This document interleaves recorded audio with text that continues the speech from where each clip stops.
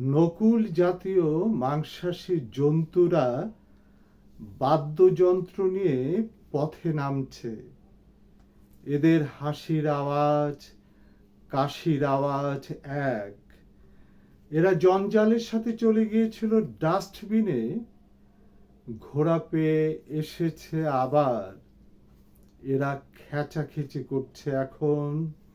এদের তিল সরিষা থেকে যে তেল বের হয় তা স্পর্শ করা যায় না, খাদ্যে মেশানো যায় না।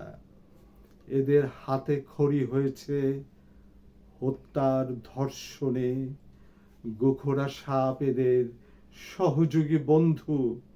এরা খাঁটি দুধে ঘি তৈয়ার করতে পারে না।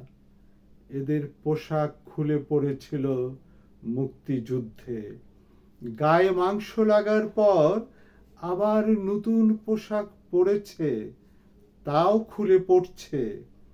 এদের গা গতর থেকে বমনের যাবতীয় দুর্গন্ধ বের হয়, এদের স্পর্শ করা যায় না। এরা ক্রোধে মত্ত, এরা গিরগিটি, এরা ঘড়িয়াল। এদের আওতায় জলাশয় রাখা যায় না।